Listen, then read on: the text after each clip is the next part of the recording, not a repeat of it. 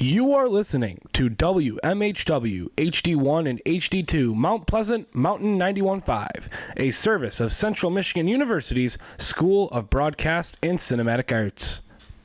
Hello folks, and welcome in to episode 3 of Card Guys, a show about sports and sports cards here on 91.5 The Mountain, wherever you get your podcasts, and YouTube.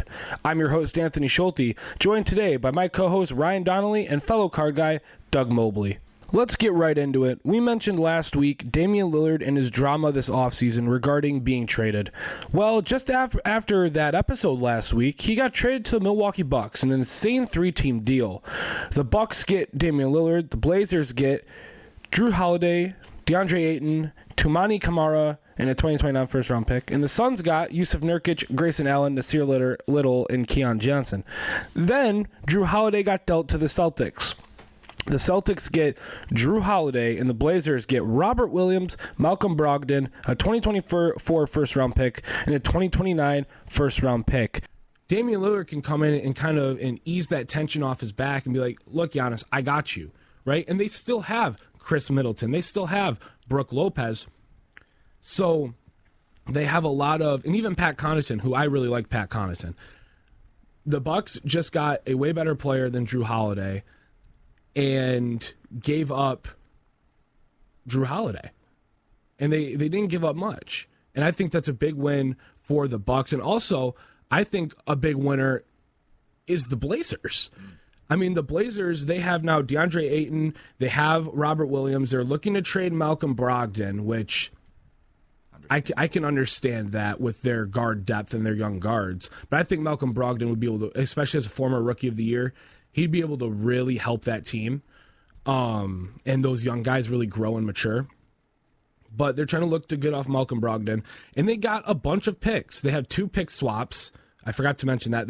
There are 2 pick swaps in that deal. They got 3 first-round picks, Robert Williams, DeAndre Ayton, Malcolm Brogdon, and they got off Yusuf Nurkic, who went to the Suns. I also think the Suns, they really won with getting Yusuf Nurkic. I just think everybody won.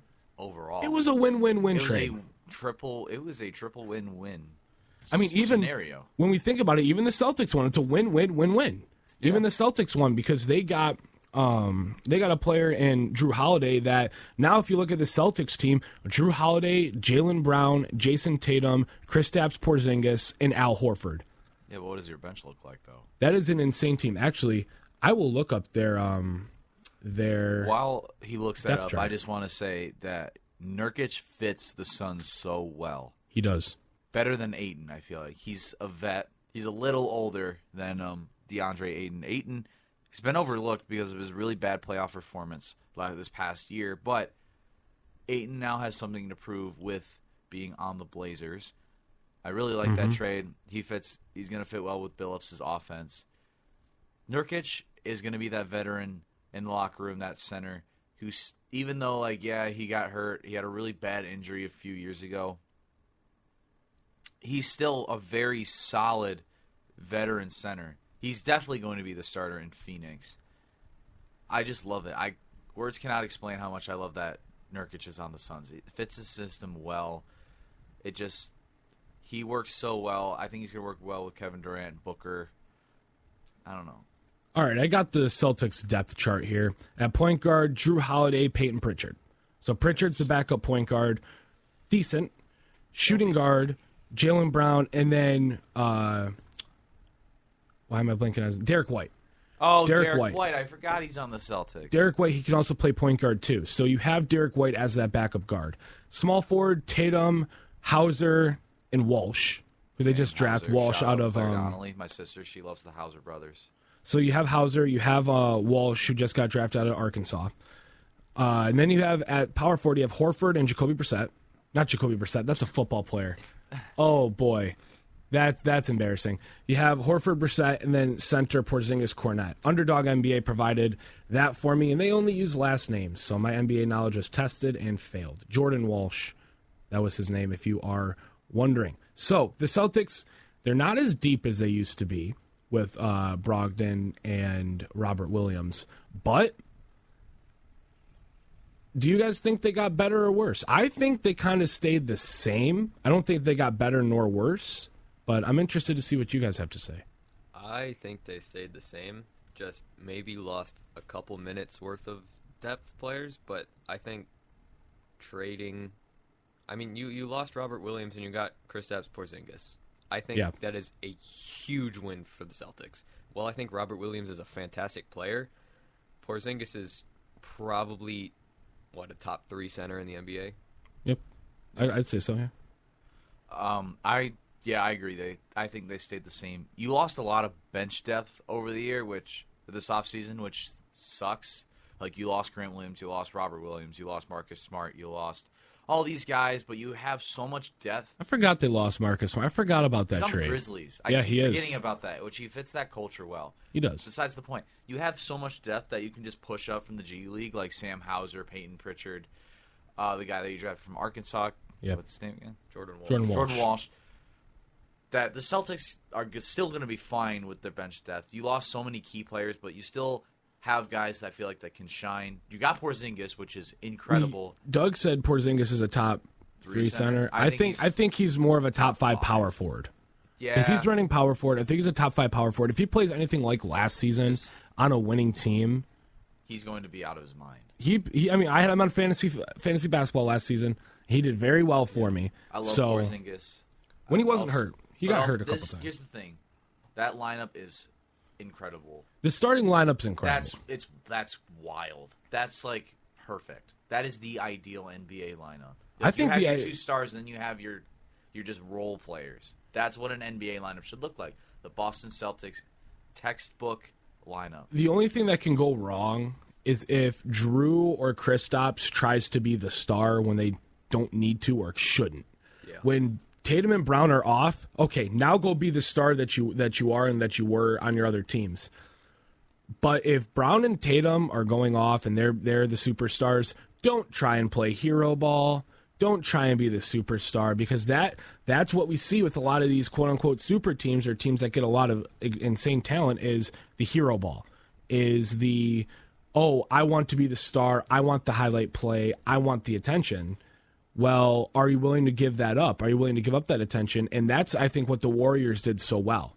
When they acquired Kevin Durant and they had Steph, Clay, Durant, Draymond, even Boogie Cousins for a little bit, they were not afraid if they weren't playing well and, say, Steph was shooting very badly and Klay Thompson was going off. Steph did not mind passing that ball to Klay Thompson to get the win. Same thing with any combination of those players. If one of them are not playing well, they were not afraid to be like, you know what? I'm not playing well tonight. It's just not my night. I'm a human being. I'm not perfect. Let the other guys on my team do their job and be that superstar that they used to be on their other team. And I think that's what was so successful for them. And I think both Bucks and Blazers, and also the Bucks did just sign Campaign. So they have some more depth there too. Will his game translate from Phoenix to Milwaukee? Yes. He is. I think it will, especially off the bench. Yeah. But I think the super teams right now, I guess in the NBA, if you want to call them that, they need to take a page out of the Warriors book and sit down and be like, look, let's not play hero ball.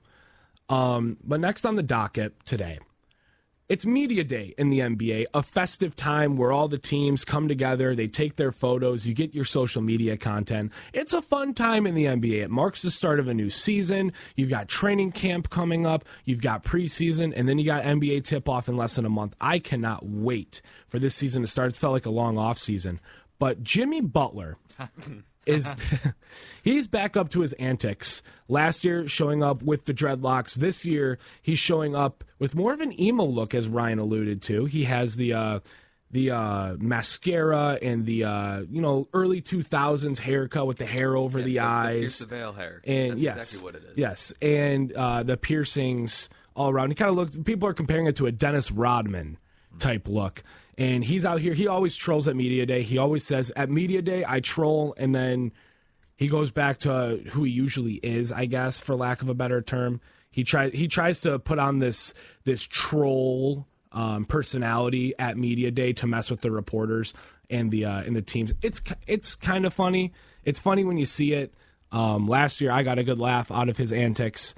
But this year, he was talking to the reporters, and someone asked him a question. Well, what are your expectations? And he expects to not only go to the finals again, but to actually win it this time. He said this every single time he said this, they've gone to the finals. What do you guys make of this from Jimmy Butler? Do you think he's all talk this season, or do you think the Heat have what it takes with their roster right now? I don't know if they have what it takes to be the contender, the number one team to beat. I think they're going to be higher than the 8 seed this year, and they could definitely upset some people. And I think Jimmy's going to want to do that. Jimmy's going to play harder than he has before. I also think with guys like Tyler Hero coming back, he was injured for a while last season. I think that's going to be a huge part in that team and helping them step up a little bit. I agree. He's going to just go off this year. But, you know, you add Damian Lillard to the Bucks, you add Drew Holiday to the Celtics, it makes the East a little harder. I think the Heat, maybe top 6 is their ceiling. Their ceiling is like 4th seed. Their floor is like play-in. I think top 6 is fair. You lose like Max Strus, but then you have Tyler Hero coming back. That helps a lot. Yep. So I think top 6 is their ceiling, in my opinion. I think the East is a really, really tough division tough conference, this year. And especially with the recent trades and the recent movings of different players, it's really hard to look at this Heat roster and say that they're better than the Bucks, the Celtics, the Sixers, the Cavs, even the Knicks. It's really hard to say they're better than those teams. I think teams that have gotten better, I think the Hawks are going to take a big leap this year. I think the Hawks are going to be a really good team this year. I think they might be a 7 or 8 seed again. I think they're going to be bottom play-in. They're going to be in the play-in. I think a fair assumption is the play-in. I don't see them better than the Bucks, Celtics, 76ers, Cavs, and even Knicks. I'll even say the Knicks because I think the Knicks are a really good team. I don't see them being better than those teams. I mean, their roster, it's Jimmy Butler, Bam Adebayo, Tyler Hero, and Caleb Martin. Really, if you think about it, those are like their impact players now that Strus is gone. And I mean Kyle Lowry too, but let's face it, in the finals, Kyle Lowry kind of showed that he's terrible. It's his time to go in the next couple years and retire off into the sunset. Maybe with the Raptors, who knows, a little Hollywood ending. Maybe he'll just sign like a one day. Yeah, kind of like Shaq did. Shaq signed with the Raptors for one day because he wanted to. That was his favorite team growing up, so he wanted to say that he was part of that team. But nonetheless, I don't know if the Heat can do it. I love Jimmy Butler. He's one of my favorite players. But I don't see this team having what it takes to get through the gauntlet that the East has become. And especially, I mean, the Central Division is absolutely nuts. The Central Division is nuts this year. The Bucks, the Cavs, the Bulls, the Pacers. I think the Pacers will be really good too. Pacers are a dark horse to win the Central, I feel like. Oh, whoa. The Bucks exist, my friend. The Bucks do exist. The Bucks do exist. But I think they're a dark horse for a play-in spot. Yeah. And I think, I mean, even the Pistons, I think the Central's a deep division this year. As much as people look at the Pistons like, 17 wins, or look at the Pacers like, what do they really have? I think every single division game other than Bucks Pistons, they're going to be close. And the season series at the end of the year, we're going to look at it like the Central is a very competitive division. And I could honestly see the Bucks, the Cavs, and one more Central team going into at least the play-in. The Bulls, I don't know. I don't know what's going on in Chicago. Chicago it's a difficult one to assess. It's rough in Chicago. You lost your point guard. You lost Lonzo Ball. What can DeMar DeRozan give to this Bulls team? Probably not much. Well, I think he's still got a little bit left. He's got a little bit, but he's not going to make him to like the play-in. You just signed Vucevic to an extension, which questionable decision there. You got Levine. I mean, you got Patrick Williams. You got good players, but they haven't really been able to put it together. And we hear the same hoopla every single year about teams. We're gonna be good this year. We're gonna make the playoffs this year. But then they actually start to play, and it's like it's a little bit different. Every single team goes into the year like, we're gonna make the playoffs. You look at I could look at the Pistons. We can make the playoffs. I could look at the Hornets. They might make the playoffs. The Magic. They might make the playoffs. The Wizards. No. not the Wizards. The Hawks, they can make the playoffs. The Nets, Knicks, Cavs, Sixers, Bucks, Celtics, like all these teams are good enough to make the playoffs, but it really just depends on how they play against each other. And that's where I see the Heat struggling, going back to that point right there. But enough about the NBA, because yesterday afternoon was a very sad time in Detroit sports. A happy time, a time to celebrate, but also a sad time as Miggy's final game, his final curtain call yesterday afternoon. What a sad time. I know I was at the game. Ryan was at the game. We shed some tears. Doug, I know you shed some tears from the comfort of your own dorm room. Not very comfortable, but Not very comfortable, but yes. Tears were shed. Miggy yesterday, he went 0 for 3 with a walk in his final at-bat. We were all kind of like, a walk in his final at-bat, that's not fun. A ground out where he can't make it to second base, that's not a fun way. But then, in the middle of the 7th inning, during the 7th inning stretch, A.J. Hinch walks down to the end of the dugout, and he asks Miggy, he's like, you want to go out there? And Miggy's like, why not? He gets Spencer Torkelson's first base glove because Miggy got rid of his first base glove at the start of spring training because he didn't expect to play at all at first base. And he uses Torkelson's glove, and he goes on out there, and he's running out there. He thinks the whole team's behind him. He turns around at first base, and everybody's just clapping and smiling. And he's just kind of taking it in. It was him on the field alone in front of a sold-out Comerica Park, all of his teammates. An emotional moment. He takes a minute, and it's being there was surreal, and watching that was surreal. And then the team came out, of course, and then a ground ball right to Miguel Cabrera. The baseball gods were looking down on this like, oh my goodness, Miggy, we're about to rewrite that walk we just gave you. He runs on over to first. You can see Stephen Kwan kind of slowed down as he got to first, like, I'm not going to be that guy. I'm not going to be that guy right now. And Miggy gets that out, and the final curtain call as he goes back to the dugout. Everybody from the bullpen runs out. Everybody on the dugout walks out, gives him a hug. He embraces the crowd one final time. An emotional moment. I'm trying not to cry right now, just thinking back on it. An emotional moment for one of Detroit's legendary, not only just athletes, but people. Yeah, personalities. One of the most influential people in Detroit history, probably. He's done a lot for the community. His personality is just losing that personality from the clubhouse, even though he's part of the organization, losing that from the clubhouse, I think that's going to be widely noticed. It's going to be weird watching Tigers baseball next year without Miguel Cabrera. But what were your guys' thoughts on yesterday? Just kind of the whole weekend, too. He played out of his mind this weekend, other than yesterday when he went 0 for 3. But I think we can excuse that for his play at first base. Yeah, I mean, that play at first base, he looked like a Gold Glover out there. He was fantastic. He did. I mean, sometimes the instincts of the baseball guys is just, here you go. It's right to you. It was amazing. I think Miggy's just it's Miguel Cabrera. He's got one of the best careers in the history of baseball. Yeah, arguably the best career in Detroit baseball history, if not even Detroit sports history, other than like Gordie Howe maybe. Yeah. He's a legend. He's going to live on in Detroit Tigers history. He's probably going to be a first base coach once whoever our first base coach is just leaves. I can see that happening for sure. And I'm definitely going to the number retirement game since I couldn't make it to his final game. Yeah. Card guy's number retirement outing. I think that needs to be established. It was sad. Like I said in episode 1, Miggy wasn't my favorite player. It was actually Prince Fielder, and it was my 3 Tigers like during that era of like good Tigers baseball, like World Series level Tigers baseball, was Verlander, Prince Fielder, and then it was Miggy. But still, that's my childhood, and seeing him leave, I shed some tears. Anthony was crying. I've never seen him cry before. I was crying. Thinking about it makes me like so upset and so like sad because like I'm in college watching him play his final MLB game.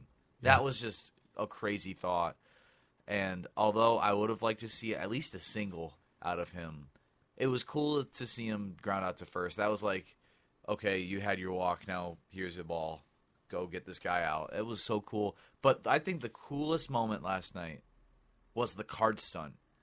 My mind was blown. So, for context, if you didn't see this on the broadcast or on Twitter or Instagram or wherever, so at our seats they had these cards like strapped to the chairs, and they had leaders all around the stadium, and they were telling us, hey, once you're going to see on the scoreboard, it's card stunt ready, and once it says card stunt go, you're going to lift up your cards, and there's like a little hole in the middle that you put up to your eyes.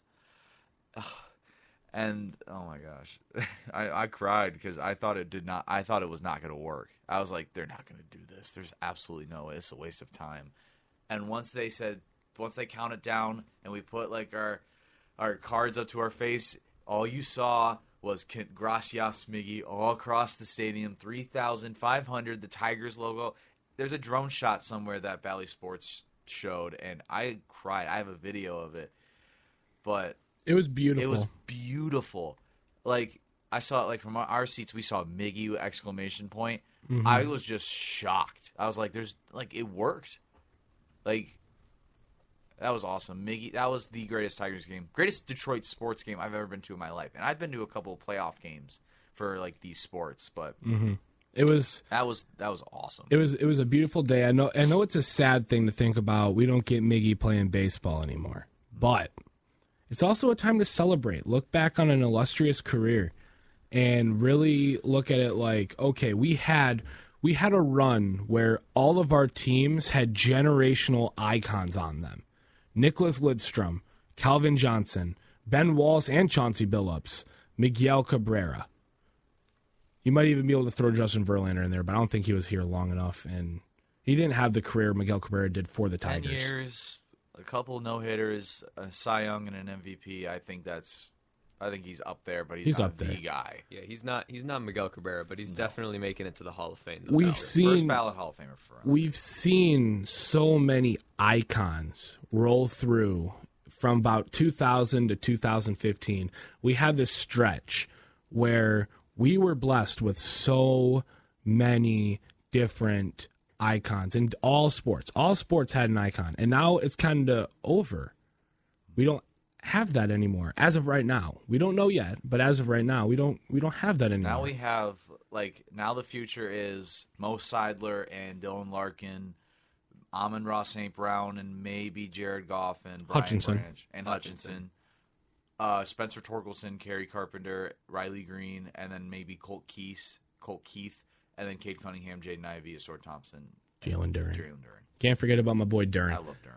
But it's a time to celebrate. If you're at home right now after our broadcast, watch some Miggy highlights. Just look up Miguel Cabrera on YouTube and enjoy it, because that's what I did last night. And Miguel Cabrera is one of the funniest, most personable guys that the Tigers have ever seen, and he was also one of the best players the Tigers have ever seen. Before we move on, I just got a major announcement from Stadium Live. This is from the NBA. The Charlotte Hornets and Mr. Beast to launch a jersey patch deal. Mr. Beast, the Mr. YouTube Beast channel. is going to be on a jersey. Yeah, I did see that on ESPN, but I didn't want to say anything. I had to say something. Oh, boy. Did I get a notification? Oh, yeah, I did. What's the jersey patch look? Oh, my goodness. Do they have a picture? Yeah, there's a picture. Oh, it's Oh, boy. Legion Hoops. It's a Woj article? Yeah, it's like 4 paragraphs. Oh, boy. That's something, all right. This. You want to know what's funny? I've never watched a Mr. Beast video. They're good. Sometimes they're entertaining. They are entertaining, but they're also very aimed towards like younger audiences. So I've never watched a Mr. Beast video, which so makes sense. It's made for like a younger audience. Fair enough. But sometimes it's entertaining. So that's something. There's some those are the things about Media Day that are just kind of funny, you know. Those are the things that you see that are just kind of funny, you know. But Week 4 of the NFL did occur yesterday, tonight, and also Thursday. And what a week. Let's start off with the Detroit Lions beating the Green Bay Packers 34-20 on Thursday. A great game. Aiden Hudson had a good game. Branch powered through an injury. Amon-Ra St. Brown got a touchdown. Jared Goff played well after. Yes. David Montgomery. I was getting there. 34 fantasy points. Yes, I was so glad I getting didn't there. have to play him. You didn't have to play him? Yeah. Oh, because you won. Your team actually did good this week. I Doug. know. Stephon Diggs got almost 40 points. Devin A-Chain got almost 30. I'm happy. A-Chain's a big surprise this season. Yeah. But Lions win 34-20, a good showing from the Detroit Lions. The Jaguars beat the Falcons 23-7 over in Andy's room, if you watched the Toy Story broadcast, and also London. That was a mess. That was I saw highlights. That was just garbage. It was a mess. It was a good idea, but poorly executed. Poorly executed. Rams and Colts. Rams win 29-23. Puka had another good game. Puka Nacua had another good game. Ravens destroy the Browns 28-3. Amari Cooper, thanks for nothing. Vikings Panthers 21-13. The Vikings finally get a win on the season. Yeah, my upset did not look good. And then here we go. The Titans beat the Bengals 27-3. What's going on in Cincinnati? Joe Burrow's accuracy. Yeah, Joe Burrow's arm. I think A lack of T. Higgins? Yeah, I think Joe Burrow's, his elbow is what's bugging him. Mm-hmm. I think that's taking a lot away. Obviously, without Joe Burrow, Jamar Chase is nullified. Yep. T. Higgins is nullified. Well, T. Higgins is also hurt. He's also hurt right now. Tyler Boyd is nullified. Everyone sleeps on Tyler Boyd. He's a really good receiver. Any other receiver room, he's probably a wide receiver too. Mm-hmm. And that I think their O-line is struggling a bit too. Their O-line's notoriously struggled in the Joe Burrow era. Not to mention their running backs. Joe Mixon hasn't really shown up yet this year. No, he hasn't. The Bengals need to figure it out quick because the AFC, I can name a bunch of other. I mean, I'll take the Titans over the Bengals to get to the playoffs. Yeah, they had a little hiccup a couple weeks ago, but I mean, Derrick Henry, thank you very much, sir, on my fantasy team. A passing touchdown, what a touchdown throw from Derrick Henry 4 yards out. Titans 27-3, as I said, just dismantling Cincinnati. The Buccaneers take care of business on the road against New Orleans, 26-9, and then the game, what we thought was going to be the game of the week, turns out to be a blowout in favor of Buffalo over Miami, 48-20. The Broncos come from behind to beat the Bears, 31-28. We thought the Bears were going to get win number 1 on the season, but instead they fall to 0-4. Where they should be. Where they should be. What happened in Chicago? Bad defense. Yeah, Bad defense. I didn't watch a lot of the game. I just see, all the highlights I saw was just Justin Fields actually being a good quarterback and actually throwing the ball. Justin Fields impressed. He impressed last night, and I thought, he was actually going to get his first win of the year. I was very, I'm rooting for Justin Fields. As much as I don't like the Bears and Ohio State quarterbacks, I'm rooting for Justin Fields because of his bad coaching staff. And I thought Eberflus, realized, he's got a good arm. And he showed that for the first half, and then his defense just crumbled. Yeah, I mean, 1 sack and 25 points allowed. That is not good. Not good at all. DJ Moore finally, got the ball thrown to him. I think they just proved to the NFL how much of a threat Justin Fields and DJ Moore actually are. Yeah.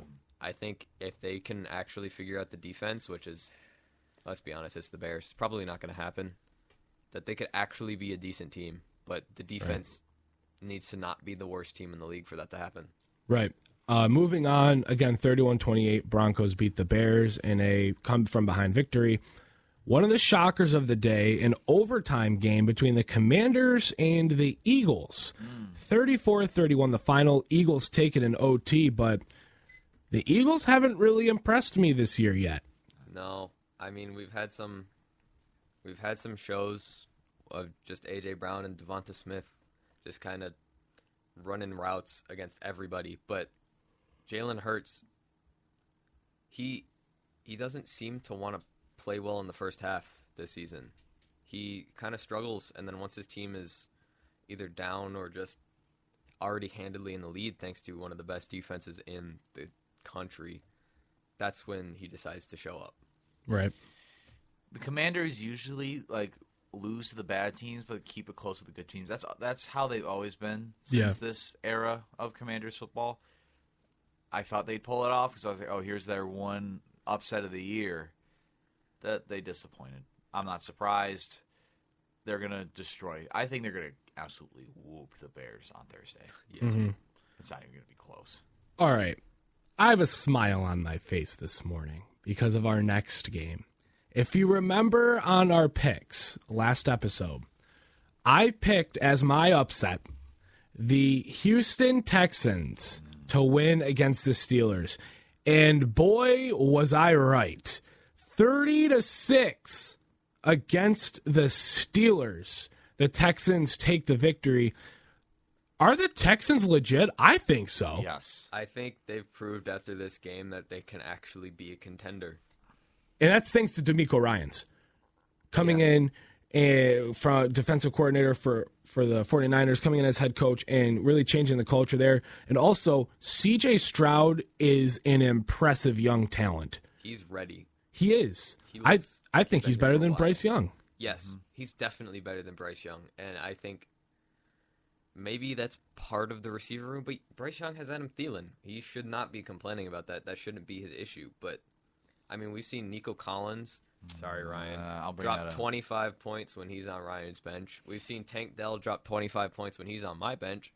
Like, they're a solid team, and their defense is looking good, too. Yep, and that's from a defensive-minded head coach. Yeah. I think that's where that defense really comes out. C.J. Stroud looks like he's been playing in the league for 4 years. It's impressive to see what he's done this year. Nico Collins makes me so mad because when I started him last week, he put up 14. I put him on my bench this week, he put up 38. That is wild. Hey, Tank Dell got 25 last week. I had him on my bench this week. He got like 4. So I have it almost worse than you. It's an every other week occurrence for the Texans. But this fantasy aside, they are legit. Yeah. I think they are going to be competing for the AFC South this year because the Jags have been disappointing, I feel like. The Titans have looked okay. The Texans are legit. I think they could have their case to win the AFC West or the AFC South. All 4 of those teams right now are 2-2. I think any of them really could just show up and take that. Anthony division. Richardson has looked very impressive too. Anthony Richardson, I love when Anthony healthy, Richardson. is very good. Thank you, Calvin. Thank you, Calvin. I appreciate you. The Chargers beat the Raiders 24-17 yesterday afternoon. Kind of a boring game there. There's some fireworks at the end, but a couple called off TDs throughout that one. Josh Jacobs really breaking out. Thank you, fantasy. 49ers beat the Cardinals handedly 35-16. The Cowboys took care of business against the Patriots. Don't know what happened there. 38-3. Patriots, what happened? I think it's time that the Patriots actually give up. And rebuild? They need to stop holding on to, we had Tom Brady. Tom Brady's gone, guys. He's retired. He's not coming back. Bill Belichick is old, needs to go. They need a clean slate. They need to freshen up that locker room. Yeah, I mean, by no means is Mac Jones a bad quarterback. He just has nothing. Ramondre Stevenson has done nothing. Ezekiel Elliott, terrible. Like, he's gone. He needs to retire. Yeah. That they need a clean slate in New England. Don't forget about Jacoby Myers. No, Myers plays for... He plays for Vegas, Ryan. No, the other guy, Devontae Parker. Oh, That's his name. Devontae Yes. Parker has also done nothing, and I thought he was going to be a stud in New England. And Juju Smith-Schuster, too. Oh, But Juju. I think it's time to blow it up. I think it's time to rebuild. Keep Mac. I think it's just time to blow up the receiver room, blow up your running backs. Don't blow up the defense because you have Judon and you have all these other pieces. No, the defense is still good. Defense is still a good, solid defense. I think it's just time to blow up the offense and then just build from the draft and build from free agency. I think Tom Brady's getting in their head. Mm-hmm. Yes. We have Taylor Swift episode 2 in the NFL last night. Sunday Night Football prime time on NBC. The Chiefs and Jets in a close affair. 23-20, the Chiefs pull out a victory. I mean, is Taylor Swift a good luck charm? Not sure.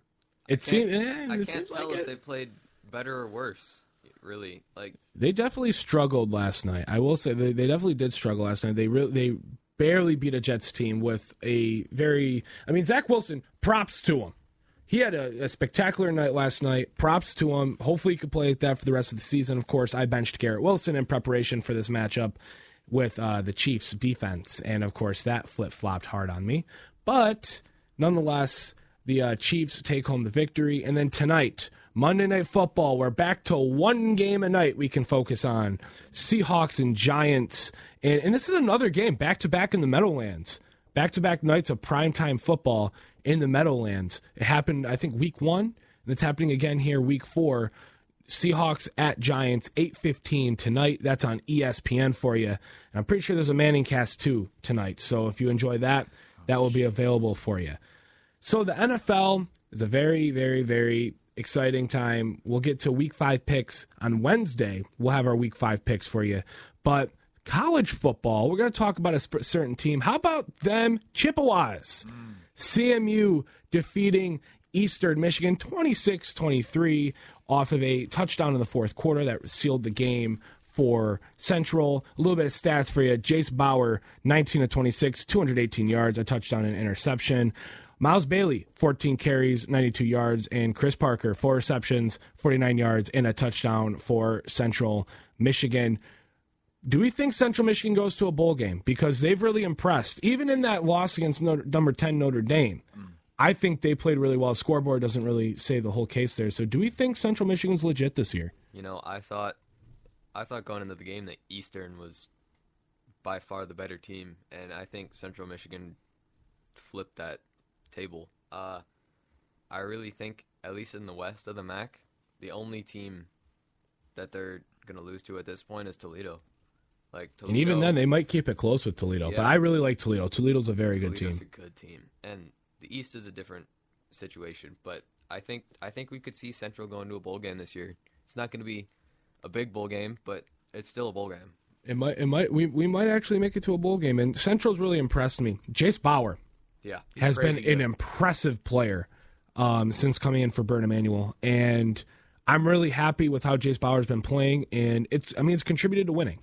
And I think we made the right decision, stick with Bauer, and we still have Burt in our back pocket in case we need him in his talents this season. I mean, we saw Burt play one drive, and that ended up horribly.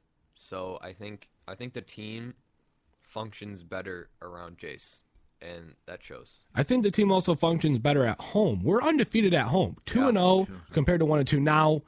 Our two of our 3 away games were Michigan State and Notre Dame, which Michigan State, we probably should have beat them. But they're a Big Ten team, and Notre Dame is number 10 in the country. Yeah. So I think we can understand those 2 losses, but other than those 2 games, they've won against the teams they've needed to beat. Yeah. And I think this year, going up against more of those same teams, I wouldn't be surprised if Central Michigan wins out. I wouldn't be surprised. A bowl game would be super nice, especially now with this quarterback change. It's helped a ton with CMU. They just play better with Jace Bauer. Yeah. But if you do need a nice run, then you can have Burt Emanuel, 3rd and 1. You can spice it up a little bit with Burt. You can just have him push through or run to the left, and he'll probably get you a few yards. But Jace Bauer works better with this Central team. Yeah. Again, the only team to worry about in the MAC West is Toledo. They are legit. Expect Central to go to the Tony the Tiger Bowl again, or the Sun Bowl, or I hope the Quick Lane Bowl. Card Guys trip to the bowl game? If we have money. Yeah, Anthony, we all know that none of us can afford that. Well, you know what? Hey, maybe if it's close enough. Looking at Central Michigan's final games for the season, we're at Buffalo on Saturday, and then homecoming at home against Akron on the 14th. On the 21st, Central travels to Ball State, and then they have a home affair against Northern Illinois on the 31st. On November 7th, Central Michigan faces Western Michigan in a battle of 2 rivalry foes, Central and Western. That'll be at 7:30 on November 7th. November 15th, Central Michigan travels to Ohio, and then the season caps off with a matchup between Toledo and Central Michigan, maybe the battle for the MAC West. Battle for the MAC West. Yeah. Who knows? And that's at home too. 12 p.m. kickoff on November 21st or 24th, excuse me. That's going to be a good game right there. Well, today is Media Day for the Detroit Pistons. As I mentioned earlier, Media Day starts today. It marks the unofficial start to the season. Well, official start, but unofficial games-wise. With Media Day comes training camp. And we do have a training camp roster. I'm going to read off the roster here for you guys at home. It's in alphabetical order. Number 35, Marvin Bagley III. Number 27, Buddy Boeheim. Number 44, Bojan Bogdanovic. Number 14, a number change right there from 5 to 14 for Alec Burks. Number 20, Malcolm Casalone. Number 2, Cade Cunningham, the main man. Number 0, Jalen Duren. Number 18, Tosan Efbomwan. Number 31, Beef Jerky Joe Harris. Number 7, Killian Hayes. Number 23, Jaden Ivey. Number 12, Isaiah Livers. We have more on Livers after this. Number 5, Monte Morris taking over Alec Burks' number. Number 34, Jonte Porter. Number 8, Jared Roden. Number 25, Marcus Sasser. Number 24, Xavier Simpson. Number 28, Isaiah Beef Stew Stewart. Number 9, the Rook, Oscar Thompson. Number 17, Stanley Yamude. And number 13, James Wiseman. Now, I did mention Livers. Livers is out 6 to 8 weeks with a high ankle grade 3 sprain. We saw this same injury with Reggie Jackson back in 2017. He was out from December to March.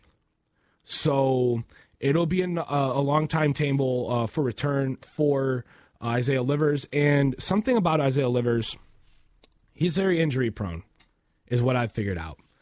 Every single year it's something new. He's in street clothes. I don't want to say it's time to give up on Isaiah Livers. I have his RPA. I don't want time to be out for Isaiah Livers, but if he can't stay healthy and really make a name for himself on this roster, I don't see how it's smart to keep him. I say if we keep him, he's going to be on the G League roster. Like, there's no really going about that. He's got the Christian McCaffrey ankle or something. His whole body's just glass at this point. Yeah. By the way, the training camp roster is not the full regular season roster. It's a 21-man roster for training camp to kind of evaluate where some of your two-way and Exhibit 10 contracts are, including Buddy Boeheim, Tosan Efbomwan, Jonte Porter, Xavier Simpson, Stanley Yamude. Expect to see a lot of those guys in the G League with the Motor City Cruise this season. I want to get into, before we hop off the airwaves here, I want to get into what are your guys' expectations for the Pistons? Of course, we have Count That Baby and a Follow. It's a Pistons podcast every Friday here on 91.5 The Mountain. But what are you guys' kind of expectations now that Livers is hurt, now that we kind of know what the roster is going to kind of look like going into it with no final deals made before training camp? What are you guys kind of expecting out of training camp here and the preseason leading up until October 25th at Miami? 35 wins. 35 to 38 wins is a huge improvement. 30 wins is an improvement. 25 wins is an improvement. Just anything over 25 wins. For the season, yes, but I'm talking training camp. Oh, never mind. You're good, man. I'm tired, man. I've had a long weekend. Training camp.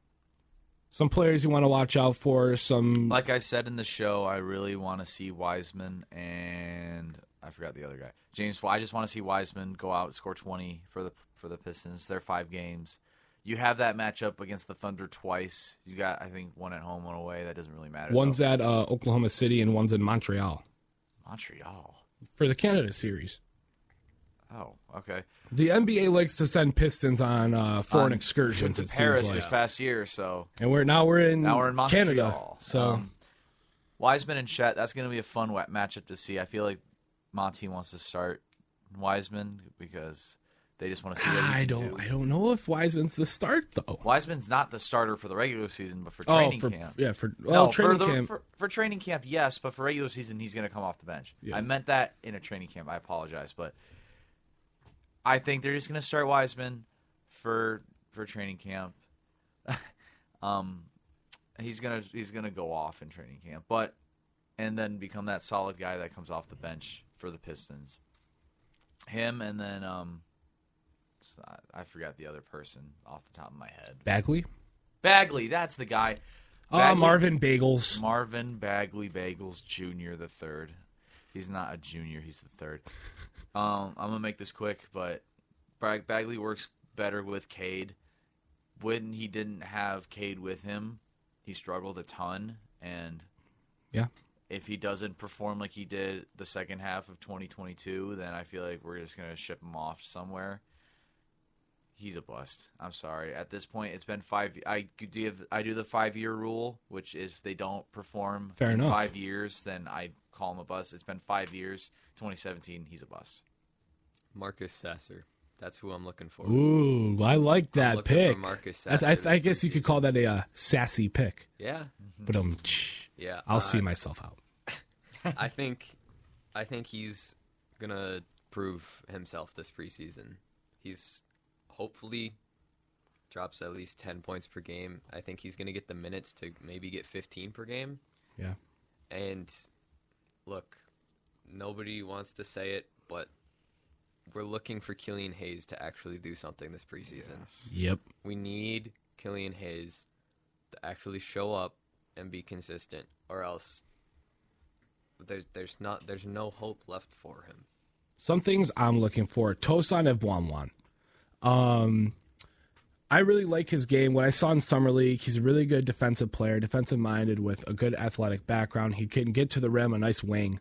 I actually wrote about him in the Free Press, and his father actually followed me on Twitter and said that he liked my articles. So shout out to Mr. Ebwamwan. We love you out here at Card Guys. But Tosan, I'm looking for a lot of just offensive improvement, specifically from deep, from three. I think if I could see that from Tosan, I could see him being an end-of-the-bench type of guy or a high G League type of guy. And also Stanley Umude. I think I talked about Rodin last week, so I'll talk about Umude now. I really like the way he plays, especially in Summer League. He's been with the organization for a couple years, so I'm really looking for him to kind of stand out, and we really got to start making some decisions on the Buddy Boeheims, on the Umudes, on the Rodins, on the Xavier Simpsons, and we got to make decisions. Are those our G League guys, or are we going to bring them up?